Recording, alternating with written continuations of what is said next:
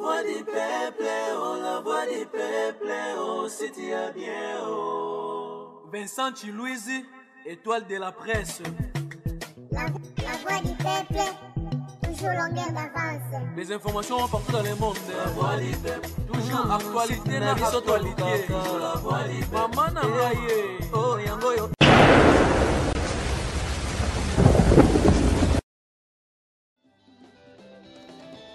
Mansa Musique et Primus présente le concert de l'histoire, le show de la réunification. Wenge Musica 4x4 BCBG, 25 ans après, ils seront tous là. Le 30 juin 2022 au Stade des Martyrs à Kinshasa, venez vivre le show de l'année avec les anges adorables. Wenge Musica 4x4 BCBG, Yabiso Wenge. Prix 5 000 francs congolais. Ouverture des portes à 10h. Infoline 09 00 11 51 16. Une production Mansa Musique. Salut, bienvenue chers amis téléspectateurs dans votre émission Kilt Tribunal dans la chaîne Abino La Voix du Peuple. Nous sommes tellement heureux en ce moment. Vous êtes tellement nombreux à travers le monde pour suivre cette émission et en ce moment, nous allons partager la le tribunal la biso les tribune d'honneur to sélectionner les bino deux analystes il s'agit de Aïdor Bokwala et puis Mbuta Likasu. Aïdor Bokwala, bonjour mon frère. Bonjour Joves, Naritima Hiver. T'es dans la foule du site le Non, non. La François, saison sèche. Donc bonjour à vous, bonjour à mes internautes, bonjour à Mbuta Likasu, et puis bon week-end déjà. Et nous sommes là quoi. Voilà, merci beaucoup Aïdor. Mbuta Likasu, salut, bienvenue dans votre émission Kilt Tribunal. Ouais, salut à tout le monde, salut et bon week-end au boss Tanguy Brice, le seul Congolais ami de Bill Gates qui nous suit. Hein? Week-end, mais il y a vendu la Benabiso quoi. Pardon? Non, non, si c'était Aïdor, on a un problème. Salut, on dit Rombox, ça a donc, le boss Tanguy Brice, le moté Mama fait Fanzou. Hein, le seul Congolais ami de Bill Gates. En tout cas, bon week-end à vous. Hein. Et puis, bon week-end à mon vieux Gilles Massoua. Il y a Gilles Massoua, mon Pepasika. Il y a Gilles Massoua. Tremblement de terre en direct de quelque part. Et n'a que Roga déjà le 29 à Kin. Et puis le 2 juillet, concert privé à Béatrice. Et tous maintenir que Bissora Roga Gilles. Tous à la bonne concert à Wenge Musica. Le 30 juin à Stade des Martyrs. Merci vraiment, Vincent. Donc,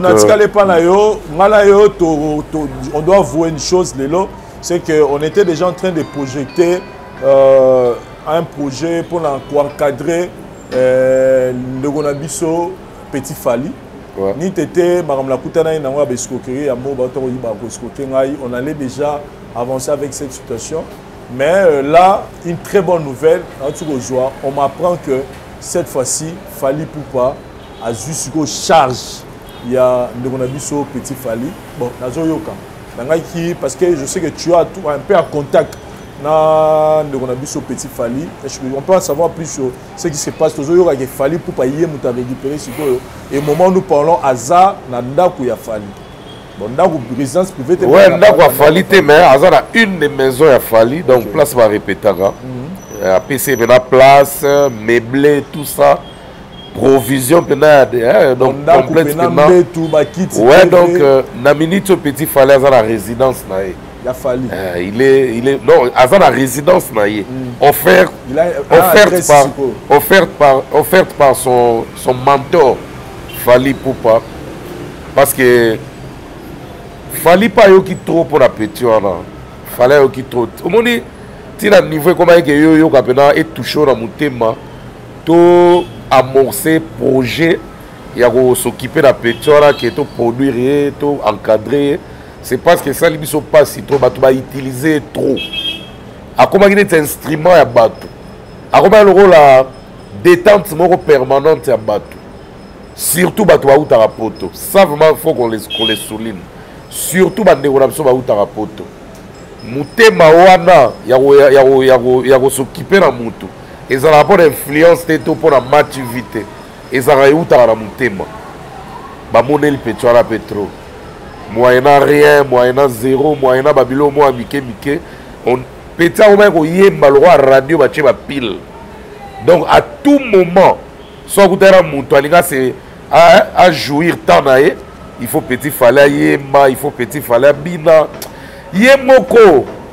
de sa propre volonté à zara posa na ngote mais azara choix parce qu'azo luka moyen de vivre même cause à la place à rolala zaki na moté rolala awa ce que sangwala fallait bana we ba mota avant ya ebika ke peta za bien azana ba vie na ebele et le fait ya kozwaka e ko laksaka e pa batu po ba ye bakazala kana ye a tchaka ya distance te fallait tant que musicien artiste congolais d'abord ayebi ke petit Fally aza entre les bonnes mains. Donc quand on dit entre les bonnes mains, donc fanatique ou c'est d'abord on a Fally et puis na ba kambasa la qui intéressant à Batou. Donc il faut la soutenir. Et on a découvert pas, il était soutenu, mais pas bien soutenu. Parce que les gens profitaient de lui pour qu'on soutirait Nio Soazarango comme talent, mais par plaisir, pour le plaisir. Parce que là, voilà, tant que comme il fallait la bataille, et ça n'a pas si ma casse. Après, si mon ordre que non, fini tout ça, le tambola, les sous-soutés, après, c'est un moutou. On va nous aller permanent pour vautour pour utiliser pour ça dans les sous-soutés. Et puis, interdiction formelle, il y a circulé pour rien. Non, il est libre, hein? Il peut circuler, mais pas pour faire des trucs qu'il faisait avant. Là, vraiment, c'est un bon ordre venant de Fally. Azo appliqué ce qu'il papa. D'abord, on a mis sur la petite Fally. Et tout le monde a mon émission, la bablo, tout, donc c'est fini. Donc, émission et coquille qu'on a pour Fally à ébiquer quelques éléments majeurs. Oui, maintenant, comme il y a petit Fally, et ça va te l'énergie, et ça va émission à ça là. Mais cette fois-ci, on dirait comme il coordonné si vous. Et vous avez sauté comme vous. Mais il fallait, quand tu as la place, papa, 2000 francs, foutre la moto. Et vous avez sauté voilà. A comme vraiment, et Dieu c'est comme il coordonné. Sauf qu'il y a quelqu'un qui, ou a appel, ou a dirigé. Non, c'est vraiment son enfant maintenant. Il était déjà l'enfant de Fally, mais un enfant, un enfant, oazo bundaye moko, mais disons na bénédiction lointaine, il y a papa, il y a Fally. Parce que au moment où il y a demandé babou la bana, babou la bana be olega biso batu. Au moment où il y a mapé ça d'éducation, te ga lo bana mwana que que des classes sala bo té. Azoara moi nazo mekaye que dans toujours la pratique. Au moment où moi to loup, to ours, to lion, to nani.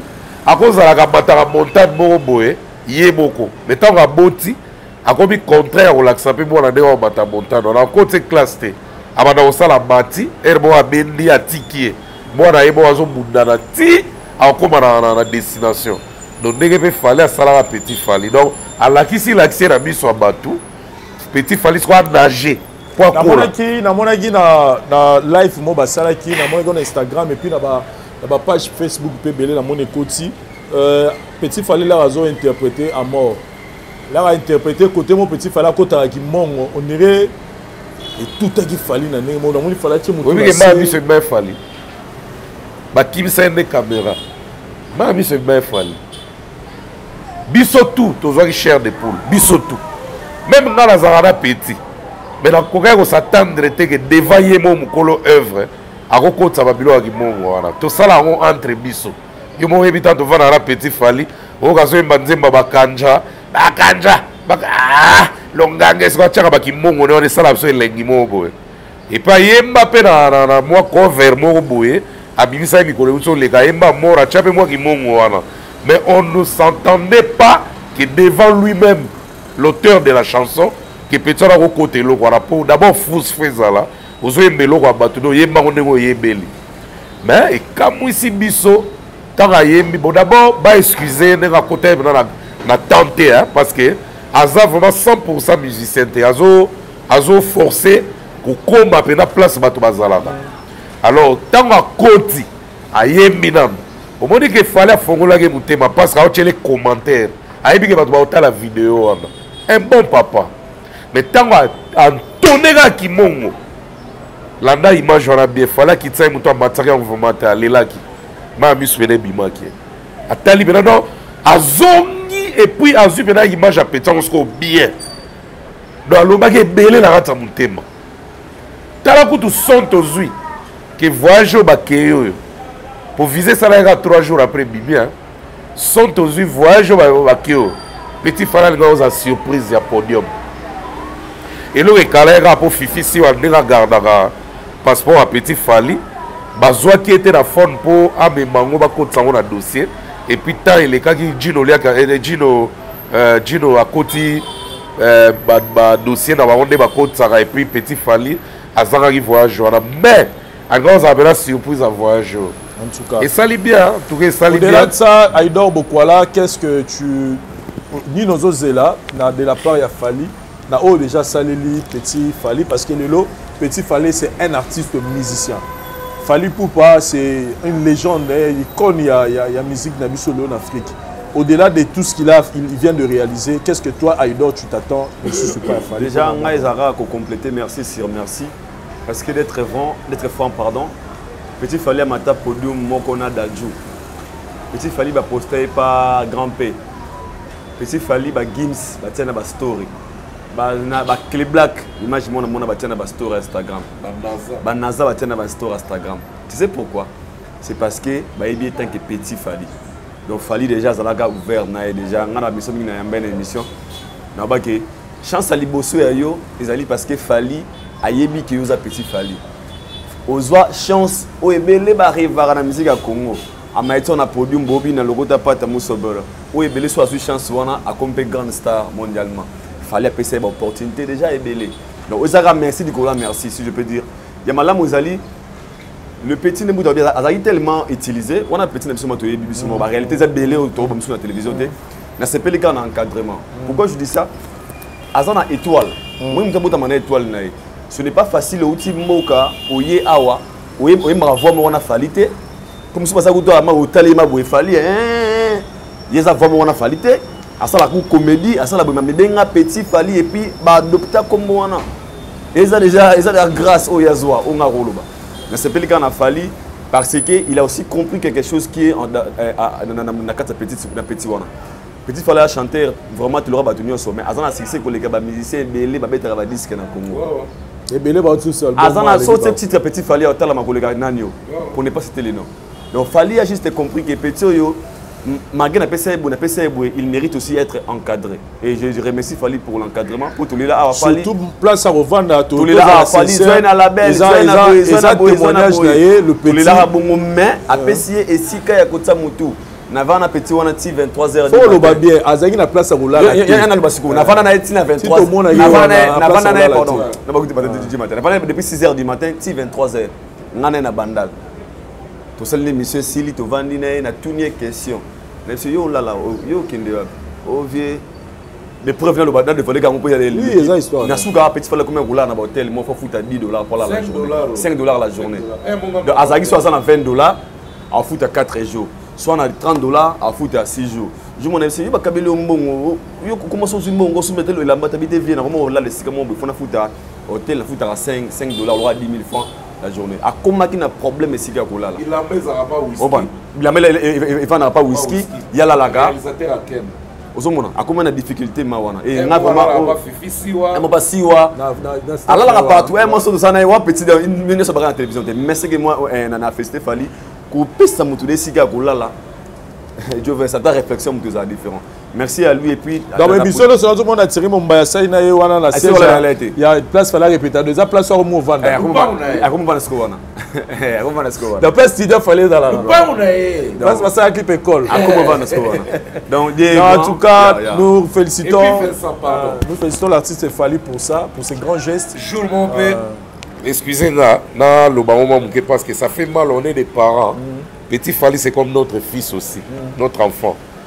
Je monte au Solana Papi Ngimbi aux États-Unis, à Portland. Papi Ngimbi monté ma Clarisse Ngimbi. Tozo Kamwa Likambo, qui est bana bassi belé, au Baoutara Poto. Bakoma a tendance pour profiter la Petit Fally. À Roko, ça est à loger, mais pas Bimaranaï. Oh! Et comment est-il le niveau là? Petit Fally, on va utiliser sexuellement. Oh! Jour moko pena aya tongo akuta sona ken alembi ya kosakana te aidora yebi ya kota seki na tune mon fils tu viens d'où papa ba sasi ngamo sala butu mobim na bini okomboli ndaku to pangusi to likama kombina loketo na ba video emebelanga ngambo yaya wana banda azwaki ngai kaka nasalaka toka pasi moko Vincent I know him. Il peut témoigner. Donc basi bauta poto ayebwe na ebele na mama bibimba aye na mampuya nesko na mama bibimba santi na rocambole exhibition technotronique donc mu foudé ngambo. Mais petit tala muke soket azara donc quand on a ba logo ta pata mu sobola mais des fois des exploitation internationale zamba zo lokumo de moi a nio kwambi ya kosangana te et pas ba ndeko na biso basi na dévoiler basité mais ils ont mabé constant on a tout ça là qui malamu te ozo kabela mwana aza mwana il est né en 97 aza âge mona inosmi à moi, je suis bien comme 24, 25, mais à ça, bon, on a des exploitation sexuelle, c'est pas vraiment bien. Mais à ça, ça les lie à trop. Merci beaucoup, Moudalika Sunatika Lepeganayo, parce qu'ils ont déjà prévu au micro. Nous félicitons l'artiste Michel Fally Poupa dans la prestation, dans le niveau, il y a couleur café dans Bruxelles, et les cas qui tellement bien. Tout le monde communion dans le public. En tout cas, je pense qu'il va nous rebeller dans le niveau Schengen. Parce que ça fait longtemps, depuis 2020, il fallait habiter qui Bercy. C'était en 2020, non? Oui, 2020 à février. Donc, on va retrouver. Là, je signale qu'aujourd'hui, pendant que nous sommes en train de faire l'émission, Aza, na Suisse, Lelo, Sika, na Lausanne, mais Sika, Bakutanina, Diamond. Boutalika, tout d'abord, votre commentaire par rapport à l'événement de Kagi Lobby. Et si quand tu dis que la musique est interdite, qu'on a des Congolais, mais tout le monde Fally Poupa dans le festival. On va retourner à quelque chose. Voilà, deuxième bimarque, non, troisième bimarque à l'étranger. Bakalile est compté combien? Na fini moutouté, na sepé les gars pour musique et bête. Et puis déranger dans la politique. Rien du tout. Tala babindele ne bazoye ba service. Zelananu tala mindele de bazo ezaka ba noir te ba congolais kate mindele ba se retrouver sikoyo et déranger nini na combat et déranger nini so azale kutu bomoko na bandeko na biso basala combat awa ko lancer momoko ya bango opera bango ba rédiger na papier pena boye Fally tala de otomboli drapeau mboka lelo na kata Bruxelles monde entier Zolanda glisser les bisous mots oyo pour la paix. Mais fallait voir le bango de la part des combattants résistants. Je rédige ces mots et grâce à la honneur et à Osagarate côté combat. Mais façon ya esale les à combat oh ils ont troisième bi ya chobo bena ba chebo babo kechu premier na ba iso. Pour place au hôtel mais là wapi oh,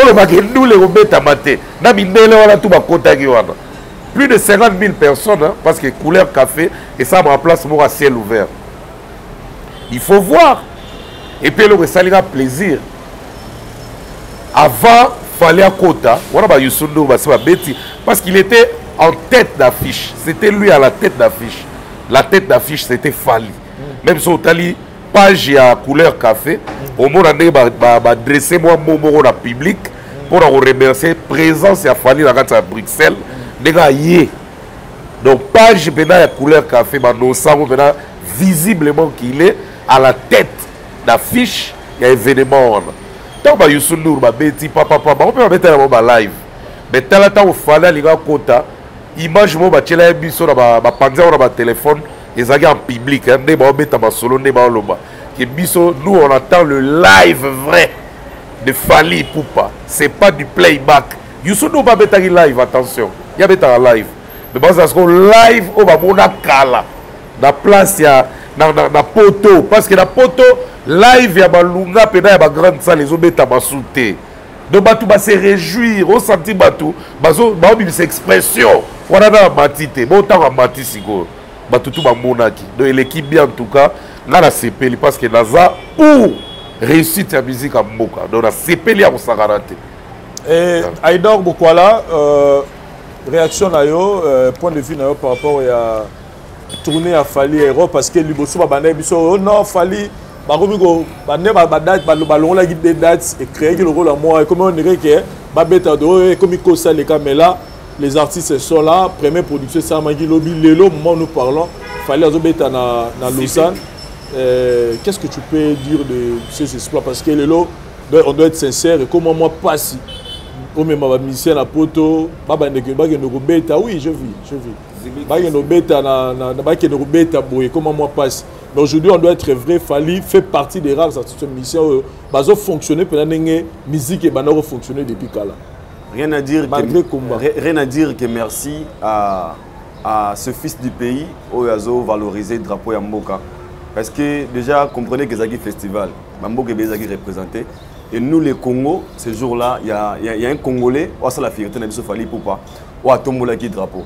Au moment où imaginez ce qu'il fallait bêter concert à Wanate. Ce jour-là, hier, pardon, on n'allait jamais parler du Congo. Parce que là, le Congo lobby, parce qu'il fallait ça là qui wana. Alors d'autre part, AP est interpellé, bande qu'on a vu sur les combattants au bazo, qu'on étouffé peut-être culture, on a vu que des musiques pour rien. Il fallait jouer hier. Qu'est-ce qui a changé? Voilà. Il faut se poser des questions. Et déranger rien. Et déranger nani. Et le ngoli nini et BBC nini. Ce sont des questions qu'il faut se poser. Donc, cela veut dire que si on peut pas Bercy et Olympia et qu'on dérange Moutouté, qu'on change et l'autre côté. Le contraire, c'est peut-être que l'homme à lobby, on a peut-être on a été sur Nathalie Mobimbate, on a aussi les remarques. C'est ça aussi déjà des endroits où il y a des occasions. Il y a un peu message par rapport à ce qui se passe à l'est du pays. Au moins, il fallait un leader d'opinion. Dans l'occasion d'un festival, un message du pays aussi. Et ça, le rappel combattre, c'est qu'avant tout, comme on l'a vendu, festival, il fallait ne fût que 30 secondes. Est-ce que vous êtes conscient de ce que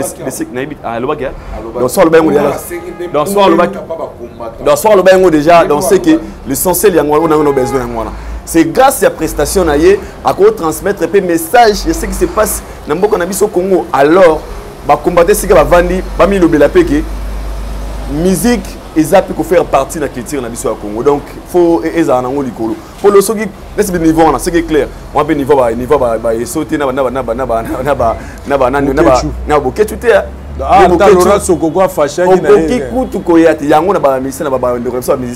il faut travailler dire pour arriver à ces points.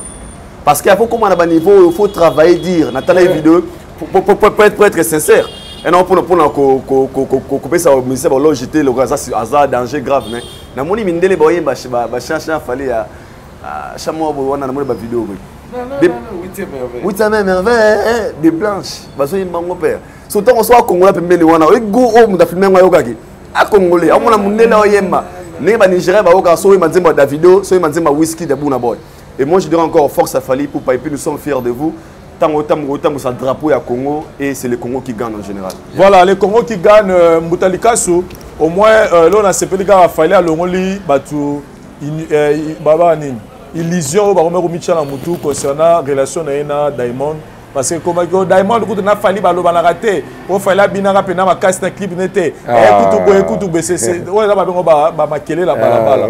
Mais au moins je mets Fali Poupa nenga longoli batu illusion là comment ba musuba aussi on va faire débat ba ba raté ba bana alors que non mais récemment nos deux stars africains ba aussi fier à musique récemment Diamond a bêta na Abidjan na Fimiwa a bêta Nzembo ba yemba na Fali a bêta kiango ba ivoiré ba yebi ça les plaisir et ça les bien Diamond dans un fanatique à Fali batu batika ba illusion. Il est un vrai fan de Fali Ipupa. Et bandi lelote. Ngala ebi Diamond dernier passage un de mes passages dans Dar es Salaam en 2006. Ngaina Christian Bella Obama. Na King Dodo la bouche. King Dodo la bouche. On a parmi ma précurseurs, il y a un marché belé, il y a un concert. On a un Congolais bêta en Tanzanie. Tous allons quelque part, on a fait la chose Rami à Miss. Mon vieux Rami Amis. Nous allons quelque part, on a fait hôtel. On a Rami Amis, mon vieux. A zappé na Kin Mikolo en ce jour. On a vu que nous avons fait la chose. On a Gilman sur la stade dans le 30 juin. Fait la chose Rami Amis, dans l'accent Bisso Diamond. On a vu que Diamond T. On a fait la chose Rami Amis. Na King Dodo. On a petit à travers bien, d'un côté congolais. D'un côté congolais, mais c'est un Tanzanien. Maman est Tanzanienne, mais papa n'est pas tout bazar. Moi, je doute. Maman est dans le Kindu, Moutumo congolais, tout ça. Voilà, en 2006, Diamond a Mouindou. On a commis Claire Negazarate, et puis on a commis Aspect Wazararote. Et à l'époque, on a mis dans Minga, il y a droit chemin où tu bima. Il n'y a pas longtemps. Et pas ça, il y a oh fallait on dans la quartier la tête dans clip boye on va pas na Diamond a copié route et puis c'est simple tel ba concert Diamond to ba événement Diamond abeta en générique concert de tout ah yo kasi bele fallait pexa été ba fallait yebi ke oyo petit nanga Diamond na yebi ke oyo idole na ngai eza Diamond eza flavor baza bango mibale wana Flavor kuta fundaka talaka so asali Nzembo dans sa Fali feza na kati luketo ne koma identité na donc voilà bato batika ba biloko wana bato bazotala ba vraie vision ya komatsa musique to komatsa kombo na bango batalaka ba les à côté wana te donc lelo na ebité soki émission ekota kaka lelo mais soki ekota lelo kaka donc na soir oyo na Suisse na Lausanne na salle métropole concert et un festival zimique. Donc, les musiciens sont ébélés, mais Afrique en honneur avec Diamond, Platinum, et puis Fali Poupa qui est son vieux. Le Léo sous danger. Voilà, merci beaucoup Moutalika. On revient chez Aïdor Bokwala avec le retour de Bercy Moana chez Héritier Watanabe. Héritier Watanabe que nous rappelons, pendant que l'album a mis ange, mis des mois, ils ont continué comme ça, la carton succès. L'album Murumba qui domine, qui a plus de succès dans la communauté congolaise, c'est l'album Mi-Ange Mi-Démon, je le confirme avec des preuves. Et là, on sait déjà que l'album Yasikezo Chemin de la Gloire. Hein? Chemin de la Gloire, si je ne me trompe pas. En tout cas, les noms correspondent à carrière Ritsi Watanabe Nicolo. Et puis, il nous annonce déjà aussi une grande tournée à niveau Amérique, mais présence, actualité, ça a dominé na retour ya Bercy Moana. Na meko otanga na moi toile, na mon dirait ba te belé ba sepeli na bangote nenge Bercy Moana zongi. Ça dit ba sepelité par rapport ya marambo otero le ka entre ye na héritier l'histoire tout le monde connaît, musique chiffonnée, musique repassée tout ça. Quel est ton point de vue sur retour ya Bercy et puis opinion à batouné ba te belé ba sepelité? Déjà, Kolongwa Kozonga ezamba libosote. Na linga ginami chumula libulu alega bataga we rafort. Tangwa zongi we atala peka ba intérêt na ye nda sala gazonga. Alors sur Bercy moi na zonga na deux angles, na deux volets. Voilà liboso je me suis dit héritier a conscient que pour l'instant na rumba ça va. Aibi kazana 6 want to boy yangote. Et puis azana chanda, azana ambulance.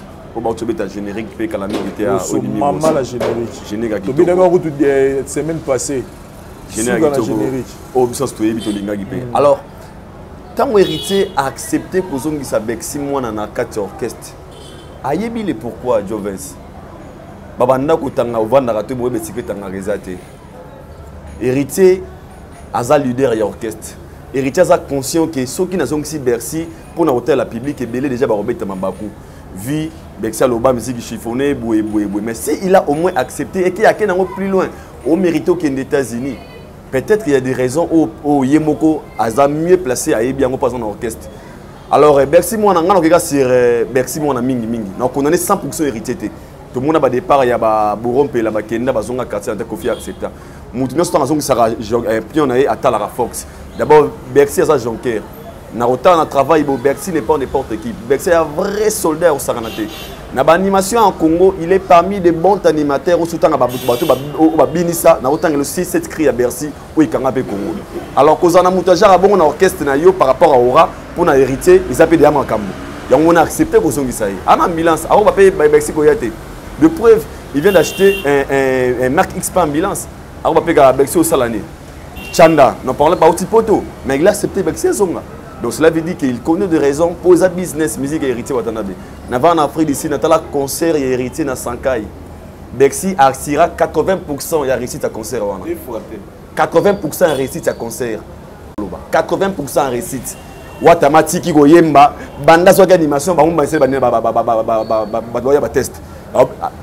Tempo était vraiment na oya. Baluba balela ezwa 2 heures de temps na concert.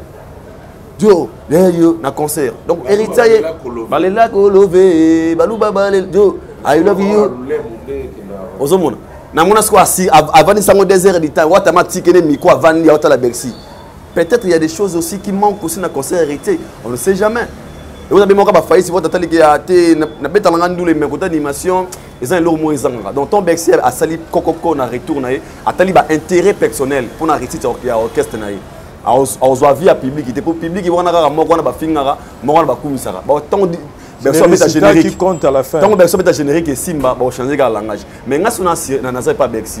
Des fois dans la vie quand tu es instable c'est par là que tu vas perdre tout dans la vie.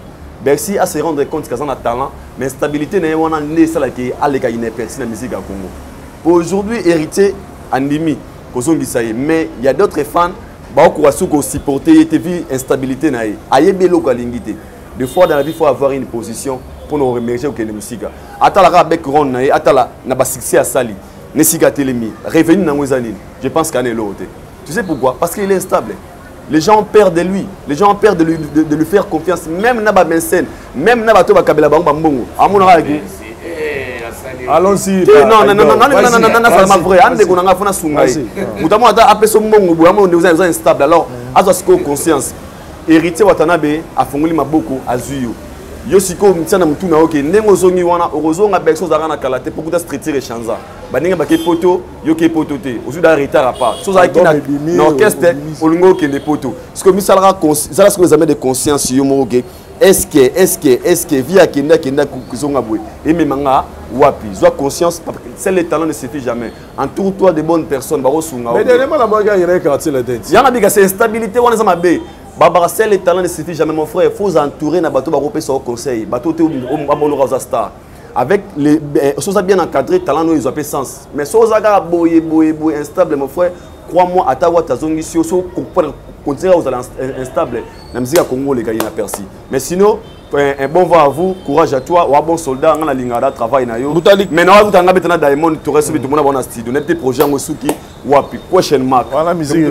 Question. Donc, bonne chance à toi et puis. Moutalika, sous beaucoup de gens, bazo croire la sincérité à Bercy Moanaté, bazo dit que après tout ce qu'il a dit, tout ce qu'il a fait, on irait.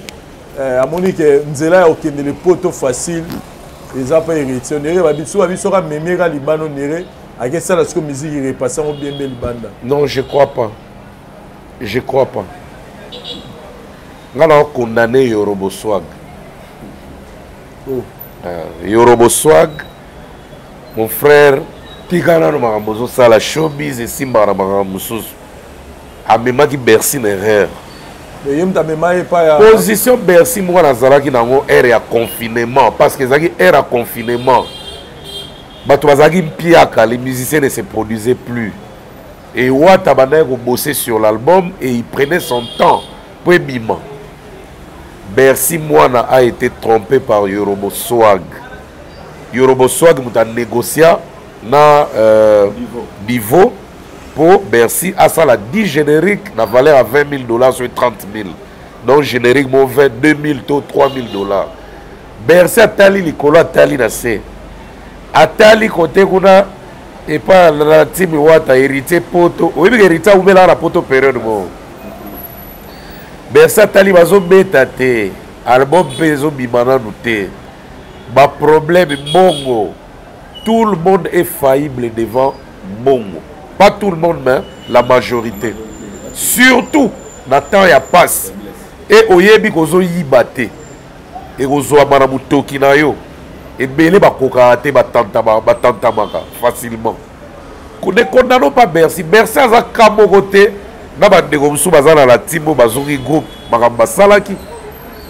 Bakenda basala groupe basala ba générique bakenda même basala ba makambu.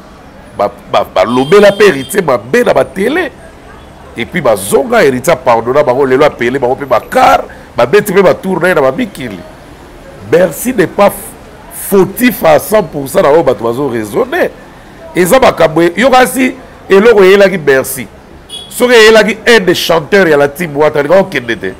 Ki ba yele pe na proposition de $30,000 10 chansons niveau mutudio sur le kendete. À part leader mututu o balga ba proposer le kendete. Na jige na ngati na ngati sur le bon épée de niveau ngo. Hein na le bité soit disant sur les abongo. À mon avis que et ça moi bitum album héritier. Non, niveau n'a rien à voir dans mon album héritier. Aza kutupe un de connaissances à héritier. Mais la minute soit la mbuta niveau te mutazwa qui Bercy. Il faut comprendre cette chose là. Et ça Yorobo Swag na biba manager. Si vous étant que manager, oui mais ba niveau. Oui,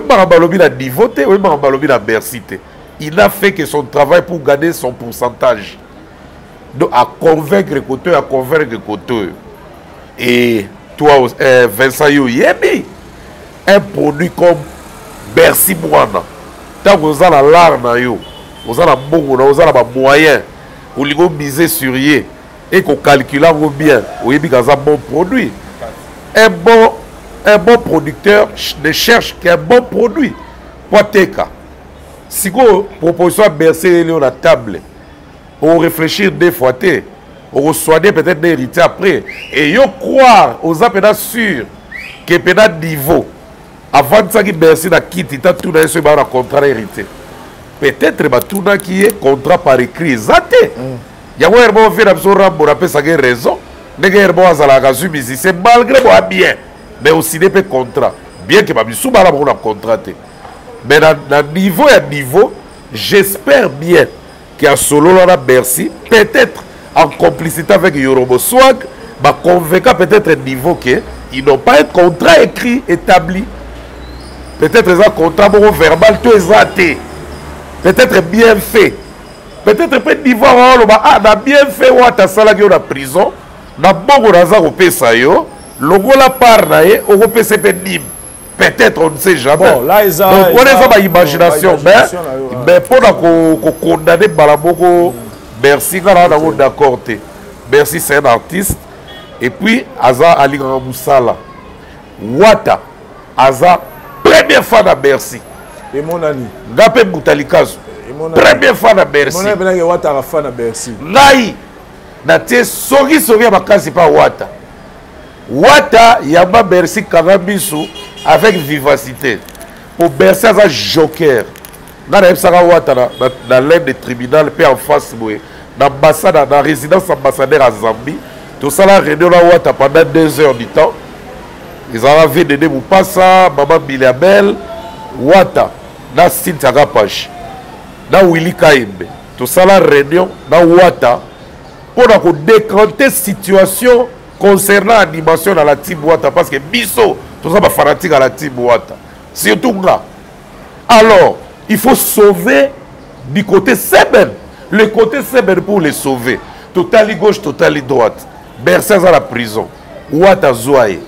wata bibuta oyo eza baproblème bozolukelanga wata omonaka mbongo osololaka bien oya motema monene kota makambo ya bercy soki abimi récompense nango aya la team biso toza pour yango ata babuma diop babie merci ngoma bato nyonso oyo bazalaka tout autour ya wata tosola makambo yango basepela nango wata ayebi ke bercy aza productif mais il doit être encadré. Mais il doit être encadré pas comme un prisonnier, mais comme un ami. Et Wata l'a fait. Et l'autre qui dit ça qui berce qui est à niveau, il y a un confinement. Et concerné pour héritier. Parce que héritier a bossé, groupe est bossé. Héritier a bloqué, groupe est bloqué. Tant que tu n'es la bonne dit Wata est bien très bien. Même musicien vous sous-solliciter qui est. De Ponanga, je souhaite un bon rétablissement et la relation à la liaison à Bango parce que Bercy est productif. Pébé na Wata est un impresario, un bon coach.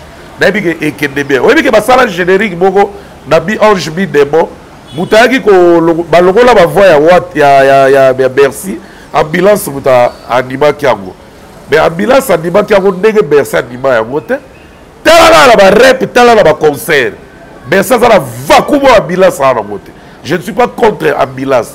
As un bon animateur, as un artiste naïbi. Mais capacité qui c'est. Mais ça la classe à Bill Clinton. Si vous avez Bill Clinton encadré, mais il y a Bercy. Donc Bercy na binito pour nanga. Wata récupérer dans générique, on va logo la voix. On va tchara voix ambulance.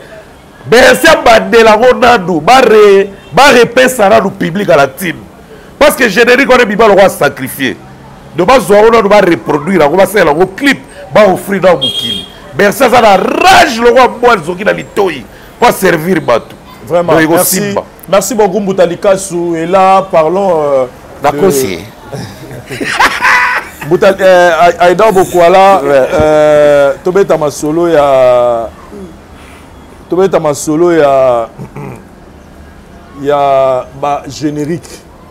Lelo biso stoyebi que générique eza seben de to benga ngo seben na kin eza parmi ba particularité à musique à Congo et là le na moni ba ndona biso baza na diaspora générique eza intro album bon to benga ngo bongo intro album voilà eza ba thème to mo lo ba na kin intro seben générique tout ça donc bref to moni ba ndona biso ba libanda yambi yango nire ba vraiment ba exploiter yango parlons de Dadju pardon de Taïk et tout ça on peut pas remonter on déjà ngana loba na trouvé un très normal vie muta comprendre ngo mingi ne muta lobia nga mona go Diamond anticipé ka ba bande ko déjà Diamond a congolais té francophone té mais a comprendre qui idéologie wana de preuve au monde ba featuring ming o Diamond a betana ba Nigeria ayemba ba anglais. Mais tous les featuring ayemba ba congolais ayemba ba chanteur hein ba roye ba chanteur yori mais à Ponara ba générique avec Fali il devrait chanter hein mais ba beta Inama o la générique avec Inosbi ba roye po yemba mais ba beta Yopé avec Kofi Olomide ou tumoyembi to yebi que Kofi Olomide mu ba chacho mais ba beta générique. En fait, non, je dis que par rapport à Ibi Force, il y a Seven. On a déjà dans guide d'Adjou à Betty Dara Seven. Na talagi interview mo avi tant na Betty Seven na zui ango vraiment mais na meiko lan melango eza na caché qui d'Adjou mais ils avaient qu'à générique et tout le monde peut concert moi ya Taïk Ozo ça la peut un rage lelo nanini au monde giza générique donc par là nga banina na immortaliser siko ba animateur na biso et là na lombu talobi na bengi Bercy mona na bengi Celio Scram na bengi comment dirais-je Bill Clinton na oyemina na Dadju brigade au monde si kasiko brigade alingi a pumbwa sous makasi so conscient on peut taloba dernièrement parce que aujourd'hui ce que Dadju a fait avec brigade bandeko mi ba betra ba R&B bazuki wana et ça peut moi la musa bango esprit moqué alors beaucoup des animateurs on a mis chance base à la paix solliciter et c'est là pas betra déjà bablo rango pardon il fallait volume denga benga il da fallait na ba biema on a petit na donc pour ngai ezara esengo pour beat wana eza beat na biso ya Congo yango na mbuta mbe ba musique beat wana beat ya Congo ponga na mona ti ba Nigeria ba pe sa référence ba ivoirien et si ka bazwa inspiration de ba générique wana et dans tout ça moi je dirais ezara fierté parce que c'est la musique congolaise nego za la vendu seulement que ça la ndenge mona o abiso mais ça na te bango ba kotsa ba bilengi na bango pour ceux qui générique ya Dadju un mot rebondir na ngopé moi si hein mwana madalide najuna janana mais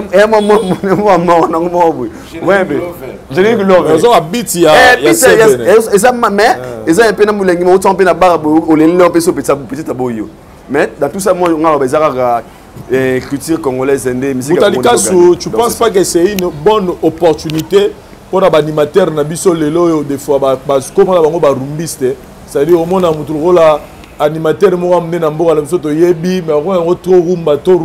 Moment où on a l'opportunité Lelo ya ba Bill, ba Seléo, ba Brigade, ba Bercy, ba Ndo, c'est-à-dire l'animateur Nabiso tout ba sala ba combo. Tu ne penses pas que on a une opportunité pour la bango bala mukalisus ko le kanenge baza Lelo? Au moins ba combo ya ba animateur nyoso tangi. Bakamozolo ba yebi yango. Mais na yeba te ba boakela ba milinga na misu to na matoi to nini. To à force à copier ba ninga ba perdre ba se perdre. Ba perdre chemin là bas. Oui, mais ba yebi yango très bien. Bill a yebi yango bien que partout voyager na Werason. Baba na ya baba na Seben et il était le king ya Seben na minute wana. Musique à Congo ba mo be na ndombolo la rumba te. Todokotoka ndombolo kaluji. Vous comprenez? Si ba ivoiré ba imita rumba te ba imita Seben. Ba Seléo, ba Koimbiko, c'est des Seben, y'a bouger l'Afrique. Ba position de tir Boutalikas et bouger l'Afrique. On a voyagé partout en Afrique pour ngana bete la rumba wapi. Seben. Ba tu ba yeba te fallait kanga partout na pour onigisa nzoto. Mama bendawa, ma nigisa luketo. Soke zaki bongo te. Na stade ya Kassav. Abimara rumba to abimara. C'est bon. Il y a un stade de Ganga. La musique congolaise, oui. Rumba, oui. C'est déjà partie majeure au Yabiso, au Etekabiso d'Afrique, partout. Bah oui, le Longomba, bah ça là, bah na battu, bah Carolina, na bah combat, tu t'appelles, je m'appelle coupé, bibamba. Et ça chauffé. Bah quand d'abord, bah bêta partout, bah tu as la légende pour la Seben. Bah Orlus Mabele, bien qu'il est congolais de Brazza. Bah extra musica, congolais de Brazza. Mais Seben. Et Zaboué. C'est simple comme bonjour mon frère Aïdor. Et l'oko oyo badadju bazo utiliser. Et ça et l'oko oyo ba wera ba utiliser na ba JB, na ba artiste mboka, na ba héritier Watanabe, na ba même Karbapa, na ba Félix Wazekwa. Tout le monde est zaïko mais mal coaché. Donc à vrai dire, makambo badadju bazo sala. Et c'est ça la manango. Mais côté na biso négligence ya management ezali. Management auto zalaka nango na awa biso na mboka eza na hauteur ya oyo badadju bazalaka nango te. Omonaka te ke fali abeta même Seben wenge beta. Mais oke musika trop po aza bien manager na balabel ya makasi. Donc nakoloba nini par là. Ba Seben nyonso tobeta na mboka eza original eza danger. Mais autres est mal vendu. Maintenant, badadju, baza na musique ba pona, o ekolisi bango esali ke bayebana. Mais lokwa baza na makila Congo. Opera badadju grand danseur veju na janana. Des fois te mukonza Seben, suelema de dadju ayebi kobina parce que so tali clip a ready. Ya profiter pe Chodrigo. Na ki bébé na eka so 5 ans wana. Tala neka wana o debré kobina. Abungande yango pa kola na 1003 ba aza français presque aza français ba Gims ba ba obina vraiment parce qu'ils ont embrassé trop le monde francophone. Mais Bill Clinton a eu un générique mon VG Dream il y a quelques mois passés et comme qu'il y a une année et yo kanindete mais ezaki danger mais Bill a eu une chance et m'attendait brigade ba salina dadju parce que ya Bill ba lobela on tina ba émission pena mindele na ba France 3 ba France 2 ba émission minene ba lobela pe générique wana mais Bill lokola za na management à makasi te ba profiter nango makasi te par là na bengi sous Dadju 3 fois et pardon brigade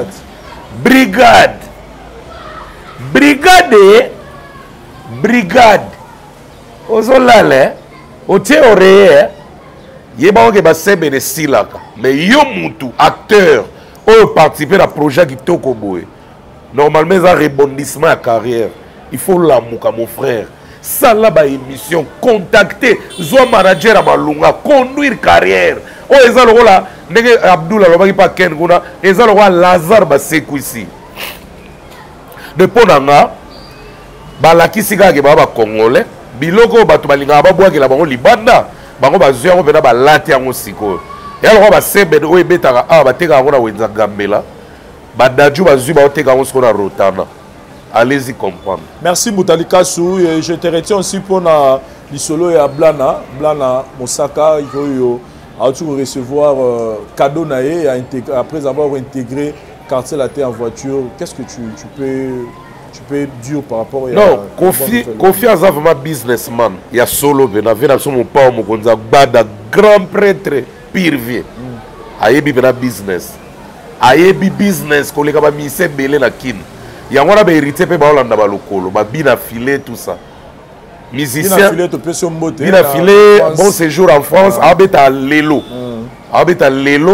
na casino pardon na place mobo bon na bosani kombo ma abeta lelo na ville Neuve Saint-Georges abeta lelo de boke ne botonda en fait émission so continue tongo do abeta ki lobby donc voilà kopé sa blanc na cadeau na Ronaldinho na moni yango mabete parce que baza ba produit mo productif baza d'abord makasi na marketing et ko contribuer à quelques pourcentage à marketing il y a groupe quartier latin na Kofi Olomide la personne il comprend le vieux comprend les jeux et il connaît bien jouer son jeu donc bazo méritant au moni blanc na tango tamla na car ba osekana Kofi te ba ebike blana artiste ya Kofi atambolaka na mutuka moyen to seke na bare ezate et puis blana webi mutu so ala na mutuka akolisaka VIP ya développement ya idée parce que atambola na confort a matisi niveau wana idéologie ba congolais idéologie ba kinois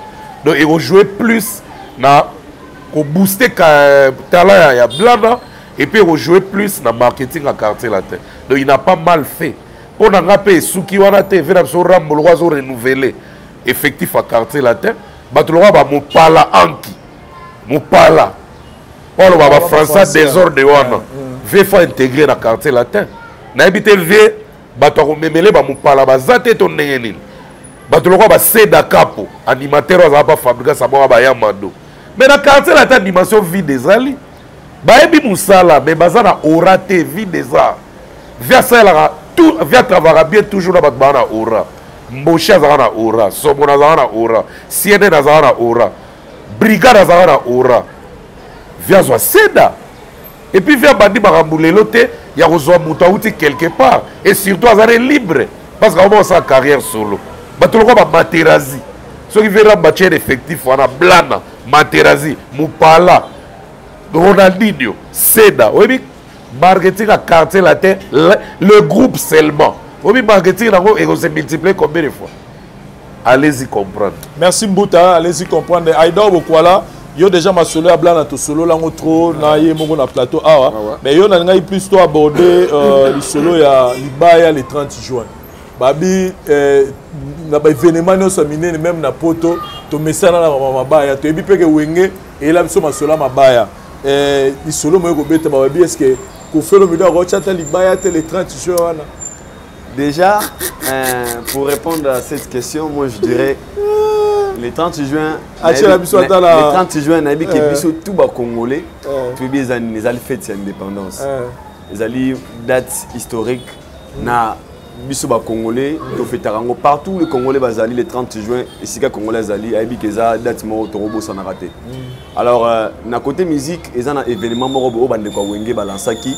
Événement monene to yebi ya réunification ya woni 4x4 ou ba robeta concert na ba stade des martyrs ou ba promotion de salama nenge ezo salamela. Déjà pour être sincère et vrai elingi kopekisa te ke soki wenge eza na concert le 30 juin activité muso esalama te.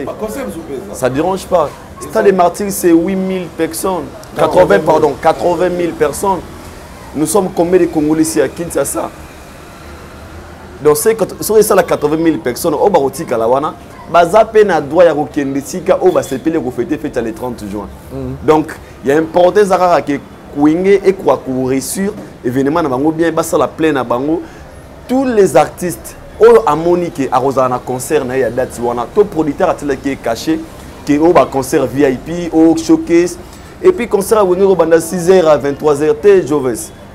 Et ça na R aussi là. Donc concert à Wenge ko interdire te baninga musuba ça la spectacle na bango. Ça n'a rien à voir. Donc mission Monique à Rosana le 30 juin. Déjà, c'est différent parce que concert à Wenge, concert, il y a stade, concert populaire. Et les billets, c'est à 5 000 francs.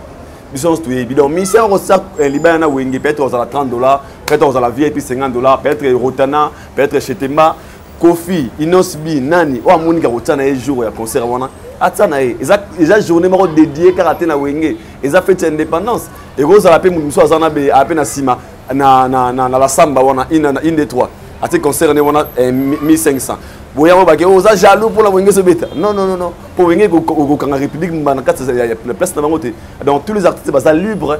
Il y a Rotia, spectacle, qui fêté. Fête de Bango Balingé, pour ça fête il y a indépendance. Parce que les otage Papa Chéra dit qu'ils vont redémarrer le monde. Ça ne dérange pas, ils vont redémarrer le monde parce que Bango va un événement. Il y a clan Wenge, il y a des gens aussi au Congo au Balinga musique à Wenge. Ça peut être Kofi Phil, peut-être un reggaeman, peut-être un Gaulois, ça peut être un Moutouachimen. Pour lui, la rumba n'existe pas. Donc ils ont aussi droit à fêter le 30 juin. Alors, tout le monde a un otage été prise pour Wenge, mais nous avons besoin que le concert à Wenge soit en réussite totale parce que nous avons des fois ce qui concert au Yokogi, moi je dis, la charge on les a Wenge. Donc, ils ont responsabilité à hériter, il y a bien affilé, le spectacle là où est Simba. Beaucoup de gens ont mis sur normalité.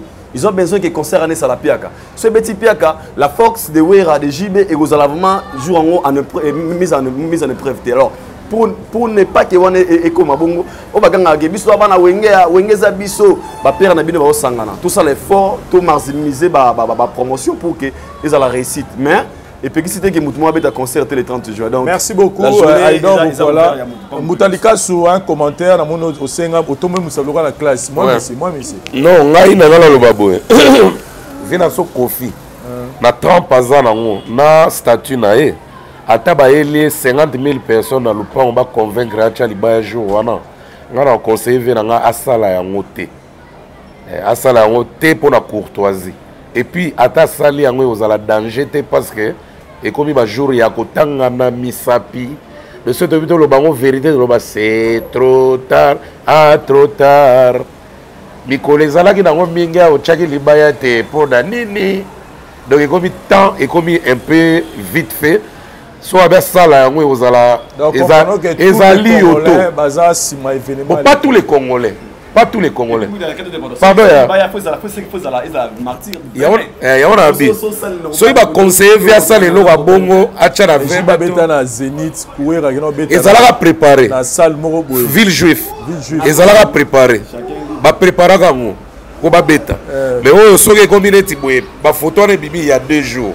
Et comme à trop tard pour l'organisation, organiser un grand spectacle dans une grande infrastructure et c'est une organisation d'un moyen. De vous savez amateur. Voilà. Pour vous savez amateur, té. Batika au conseil babilo ba bongo ve pas les eaux batté. En même moment na été. Et alors on peut projet phare d'essai. Marie-Paul mère Tchala Moana ko fait le mine. Alors un projet et on va battre ba phare d'essai. Et on va baguer Tchala libaya té. Mais libaya est interdit. Mais régler libanga no bien fo bamba. Conseil gratuit. En tout cas pour la Silisa. Té na ko sisa na nté. Na za besoin photo to en pleine émission. Na linga ki se bo rotikelanga plateau. Rotikelanga plateau pour 5 minutes seulement. En tout cas bo salon open en plein direct. Kota mon frère, Kota. Rotikelanga dans le plateau Borozon à la bino. Borozon à la bino. Il y a un artiste musicien congolais qui a évolué au niveau de Kenya. Chers amis téléspectateurs, biso émission au tribunal, les alaka, toyara ma partie prité, mais tozara plus dans la vérité. Sur les a i toloba i, to recharger it comme un haut poteau plaire kaya batumoko. Donc il y a moi ça là que biso to tsiga la boé tilelo, et quand on vient dire des choses ici, on le dit pas par sentiment. Et ce qui m'a intéressé à revenir ça de la biso artiste et musicien au niveau à Kenya, ils ont pour la réalité de la musique ya Congo na Kenya. Parce que comme danger, mais qui est qui fait quoi à l'extérieur du pays, tous les autres, tous les autres, on a un peu musicien. Donc, ils ont ma partie prité, ils ont mutute, à Robert Tamasolo, il y a na Kenya. Bonjour mon frère. Ah, bonjour. On s'est présenté, comme on a eu, et puis orchestre Sasuko Beta Beta Volonga Congo. Ouais, je me rappelle des surprises en Gimbi. Surprise Ngimbi, né grandi Kinshasa. C'est-à-dire que Betarara, les bandara pour nous défendre Bendele à Congo. Na orchestre on a beta awana kini, on a beta na staff international ya Mutalikasu. Donc ils ont parti prêter que na lobake ceux qui soit voilà. Na Kenya na évoluer na orchestre danser calende bilenge musique du Congo. C'est-à-dire mutunyo soya na Kenya ebi orchestre wana bilenge musique du Congo ya danser calende. Et ça a succès au Sarana Tikuna. Tena roloba pena vérité. Et ça orchestre mon côté où est na orchestre na biso na Kenya bilenge musique. On a sans polémique. Sans polémique. Batunyo soba ebiango. Tous les leaders au ailleurs na Kenya ayebi bilenge musique du Congo. Puis ba exigera bango sobolingi concert na bino Simba. Faut bo solliciter orchestre wana. OK. Osala Kenya, artiste musicien, osala orchestre en Mutalikasu, OK, évolué dans l'orchestre aux Asiko. Déjà plus de 10 ans on m'a appris au pays na Kenya. Yes. Fait ça biso na nous musique na biso à Congo kuna position en général, d'abord en général. Ils ont évolué neni kuna. En la place nini na kuna. En général musique na biso à Congo, na Kenya précisément balinga musique à Congo. Précisément balinga penza musique à Congo parce que biso to betara de mercredi ti dimanche. Ça dit to betara chaque jour to salara plein. De ligne lobake balinga musique na biso to sangisa biso to salara disque bilingue musique salara disque to sangisa to betara interprétation to betara pe na banzembo na biso mo. OK.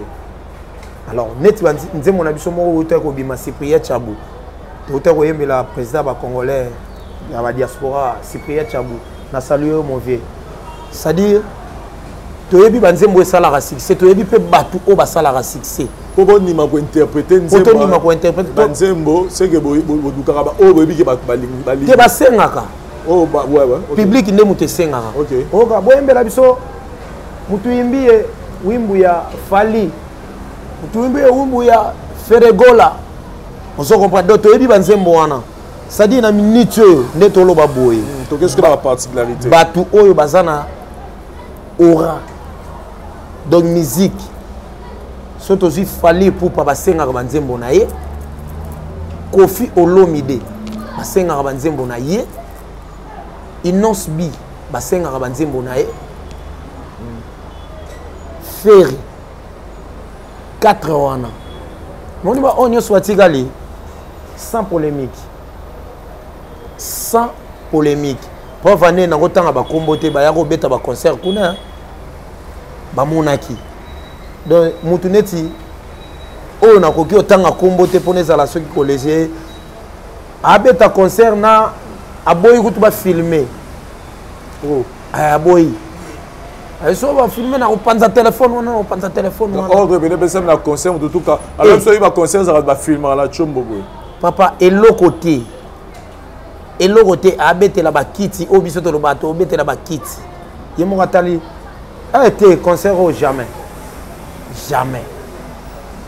mais musique na biso balingi yango donc na musique na biso balingi ba mission o baza aimé o baza nora o so ba kiti lelo ba che place ba ya wana ba obeta omoni ba mission on atangi wana ba obeta donc Fali Kofi Inos Bi na Feregola esili bon maman Bilabel maman mutu asalela nzembo Ce qui maman mutasala nzembo wana sala pe na bonne composition. Non, mutasala ya mazali. Akufa pe déjà.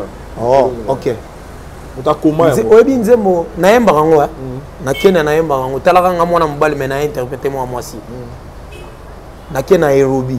Moni nzembo wana. Yango mutesimi mama Biliabel. Nzembo wana ke na obetela ngo ba concert obetela ngo Kenya mobimba. Balemba ngo te. Nzembo wana balemba ngo da. Soko bande obeta ngo plein na piste. Plein na piste. C'est-à-dire omoni nzembo wana donc yango nde muto esimbi mama Biliabel. Na mona ki pe ba publicité. Mama Biliabel azobeta na Kenya. Sans nzembo wana ma plein. Donc bato o batikali. Tout ça l'effort pour n'en appeler un musicien. Il se fait tout ça dans Cataline ou non. Mais si le temps que lobby fait Fali Kofi Inosbi. Mais à la peu toi micro par exemple un héritier Watanabe a aussi un succès fort dans l'album Nemi Ange Mi Démon. Bon. Ah on a kin. Na oloba vérité. Et l'ingé lo baté album ezamabe. Mais koyo kana. Qui ba ke héritier. Kuna ba misu ba ke héritier ça na maison mère ti lelo hein. Ba misusu, ba tu mususu. De faut expliquer te oyo awuta ki pa wera a sala orchestre na ye. Net na bi concert mo boto betara na Malawi. Ba ye ba ra ti lelo uwenye zalaka. Ezalaka ti lelo ba wera ba jibe ba zalaka place moko. Ah, tu vois le babo. Na bi sur vérité, bozala na président Mbuta tunaye. Ba ye ba ra bongo. Après 25 ans de discoloration, baye bakaka bongo ke wenge zalaka wenge mongo donc tant que oyebisa ke wenge panzana bayebi makambo wana te c'est bayebi même origine affaire était pour balinga affaire origine affaire bayebi ke auta pa wera OK bauta pa wera donc yebi masala musique na ye OK mais Fabriga ça bête la biso et Yamado ezala type planétaire na Kenya obage Yamado ebeta na Kenya papa nanga tant que le succès au moins succès ba fali bazo sala ba vieux quadre bazo sala les a succès ba black tea ba sala succès tant oyo ki générique oyo kana nzembo ba yemba soko bande oyemba nzembo bande oyemba na client moni succès obiso to loba succès nzembo moko ti donc oko bande obeta soko beti 10 chansons na ye o senti pena 10 chansons na nyonso ba yebi yango succès o ngana zolobila héritier ba sen babetaka banzembo na ye na bar mais sans rancune viens nga na lela fort booster lisusu kota Kenya ebeta na yebi ke ba vie Roger Bandu baza wana ba rochapwa ba matisa masolo bongo obino mundi bu mtato betela biso misu na misu awa ba chana nuboye ba chiffre te kuna ba yebi ngote ba sebeneto biso to kamula luketu na Kishasa kuna ba yebi ngote te prévaner bachara concert kuna so batie concert bongo bina filé banzembo tout tozo ake no robeta ya robeta nanu te donc luka pene lo rekota pena kati pena makasi ayate ayate bon gaz to bana 500 bina filé to yebaka nzembo na eza ya de quelqu'un des gens basengaka nzembo na ye ata mwana babazali kaka mwana wana série wana za pa Fabrikas ya de banzembo to c'est non succès bayebi yango te bon gaz mawete kuita mwa mabe ba congolais Kenya yebi yango te moni bat natangeli yo wana mutu alobaka vérité netinga pembeka boye nde na aloba boye sans complexe donc bana Kenya ba tchela biso ba commentaire bana ba congolais bana Kenya oyo ba tcha ba commentaire ba yebi peut soki mutu a tcha commentaire asa pona contredire soit asa fanatique ya musicien mo ba tête oyo siko nga pe na fanatique ya musicien mo boye quelconque mais na lobby du moins vérité pona nini na lobby vérité te pona e monsieur Batu mais pona e matisa musique totikaka charge côté moko te tozonga ndenge tozalaka omoni basiko na bango tout wana otangi wana oyo bayokaka bango nani pena oyo pena ke aza pena nde tolobaka morunu te fali fallait aza likolo moto akosa biso wana Kenya na Kenya kaka te Australie wana mobimba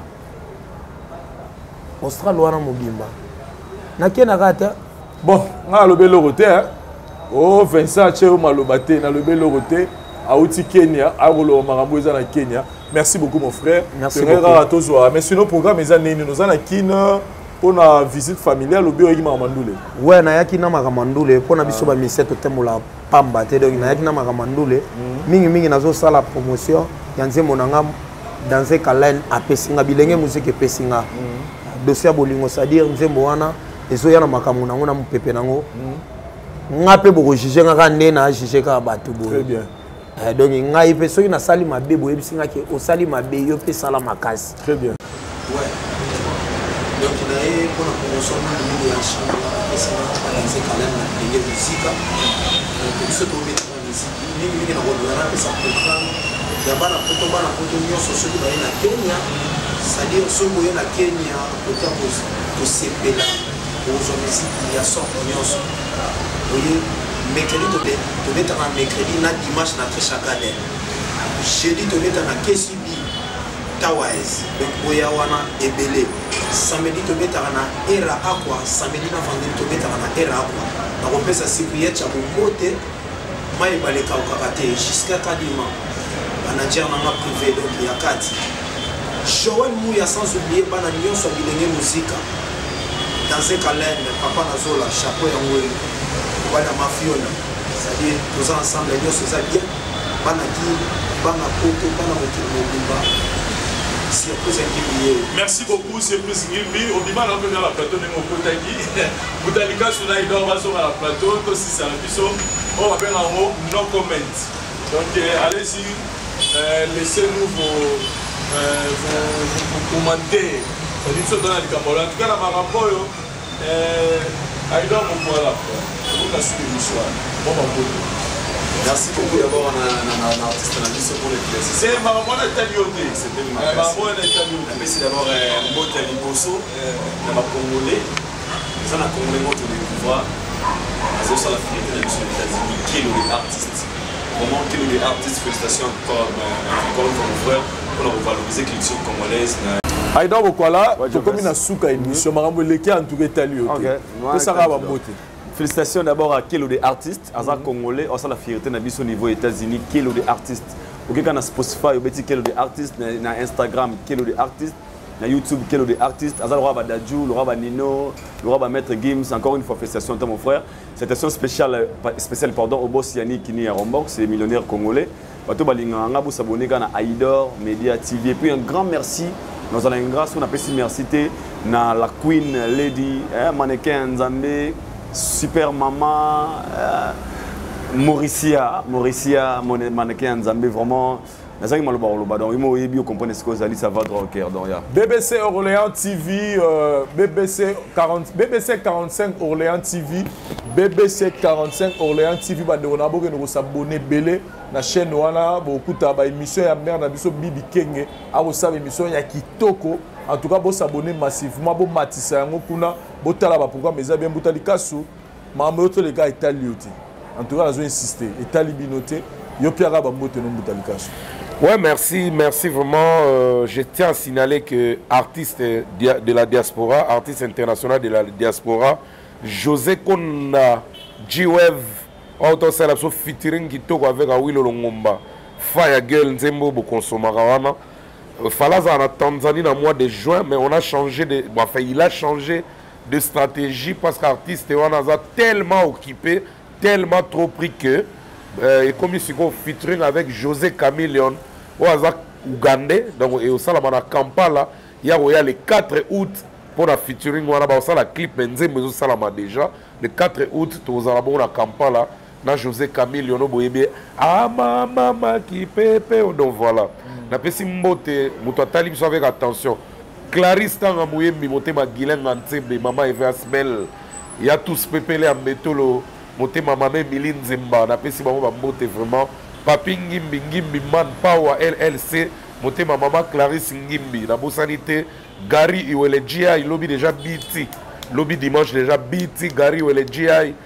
deux fois donc à Washington et puis na Sanité le boss Tanguy Brice Lulendo, le seul Congolais ami de Bill Gates, monté Mama Fefe Fanzo. Et puis il y a Gilles Massoua, ou Pepa Sika, en direct de l'Afrique du Sud. Lobby déjà, Azanarata Kim. Donc merci vraiment. Roga le 2 juillet, Nakata Béatrice, concert privé, dans compte à Gilles Massoua. Merci beaucoup. Fali pour Bazobeta, le 25, soirée à Biteza, lobby le 26 dedans. Fallait qu'il y ait un bouton. Programme Toyokaki qu'il faut en habiter. Mais le miracle des vols, moi je ne maîtrise pas le programme. Très bien. On a un rapporteur qui est Toyokaki, tout ça dans le tribunal. On ne travaille pas chez Fali, on ne travaille pas chez les artistes. Mais celui Toyoki News Moboé, tu rapporter la public. Parce que l'artiste a besoin de chaque artiste a besoin au biso na tribunal tant que tu as information tu rapporter les bangos. Merci Boutalika Sou, merci David Wantesa, Parouze Sayo, merci Nababone Nyonso, il y a la voix du peuple, Tokomi Bongo Nasuka, il y a émission à biso tribunal, merci Nabanego tout beau soutien au temps la programme Oyo, tout le monde l'année prochainement. Bye. Mbote na biso bandeko, ngai docteur Pichu Tondele. Dans la pharmacie et formation, dans une formation à l'université à Kinshasa, la faculté de pharmacie, et puis dans le master, dans niveau de l'université Marien Ngouabi, puis dans niveau du Canada, dans la transformation des agro-ressources et puis préparation de cosmétiques thérapeutiques naturelles.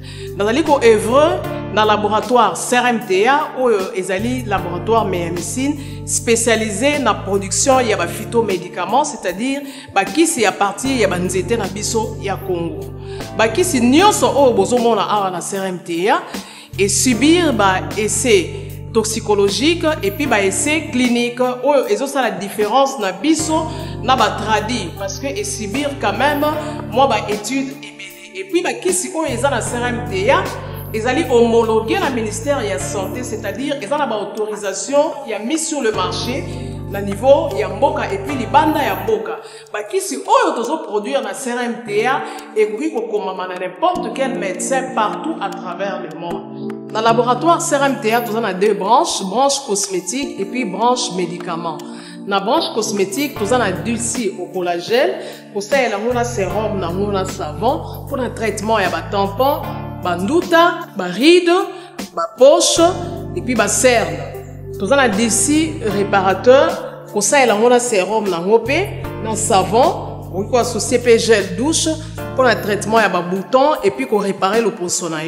Nous avons d'ici cheveux, pour ça il y a un huile, un shampoing pour un traitement il y a cheveux abîmés, cheveux haut et baby, cheveux colorés, ils allaient ko botisa suki noki et puis ils allaient ko retarder repousse il y a cheveux blancs. Tous appels na parfum na biso ou to sali à base ya banzete na biso ya Congo. Spécificité na ngo ezali ko kitisa yo stress na kati ya nzoto. Na branche médicaments, tous allez na méamycine, sirop comprimé ou ezali kis na biso ya bamib, ba levure, eza anti-poison, ezali ko traiter ba problème nyonso ya poumon. Vous allez dans la question diazostimule où ils allaient traiter différentes formes d'impuissance sexuelle, tout en éjaculation précoce, dysfonctionnement érectile, manque de libido, azospermie. Vous allez dans la question zingenalis, suppo, na comprimé, où ils allaient traiter différentes formes d'hémorroïdes, internes et externes. Ils allaient régulariser le cycle. Il y a maman.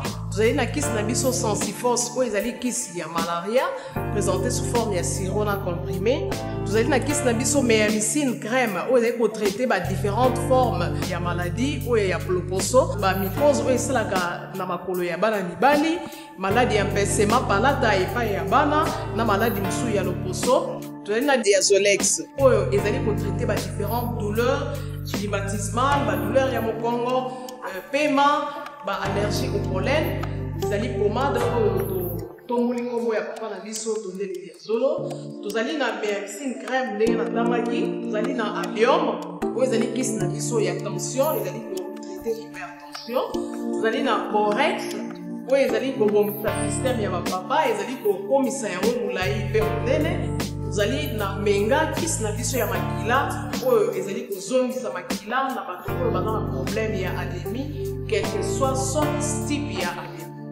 Et puis vous allez na tisane docteur Maxon oyo ezali tisane na biso ezali kotraite bamiome bafibrome kyste ovarien et puis basi oyo baza na problème ya kobota tozali mpe na diabétine oyo ezali kyste na biso ya diabète et puis tozali na antipoison na biso oyo ezali koneutralize poison na kati ya makila